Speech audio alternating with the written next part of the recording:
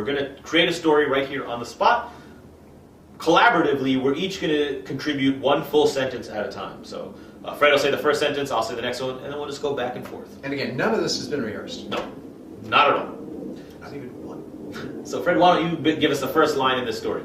There was a man who went to Venice investigating the situation. Yeah.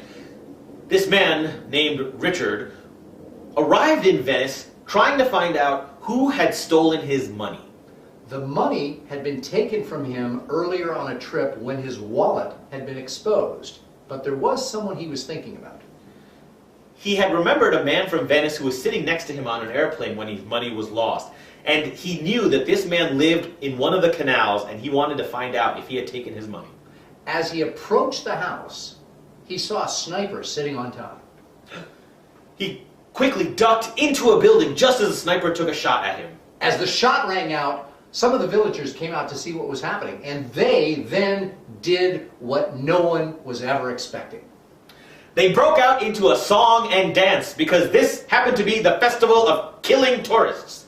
And without further ado, the mayor had come to see the whole festivities, and they killed 4 tourists on the spot. The city was awarded the highest honor. And Richard went home without his money. All right, so you see, this is really an excellent game to practice the concept of storytelling. You have a lot more control than some of the other improv games that you may have seen before, where you only have one word or things are changing. Here you really get to get a whole complete thought out. And what's funny is sometimes that is almost harder.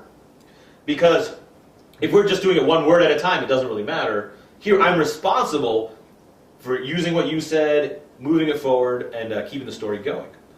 And so as you practice this is a really good early one to practice, just to get the basics down in storytelling. When you do this helps you develop this concept of collaborating, working together, but also moving things forward. So analyze these after you do them and ask, did we have enough action? Was it specific enough? Do we have the characters have names? Did things happen?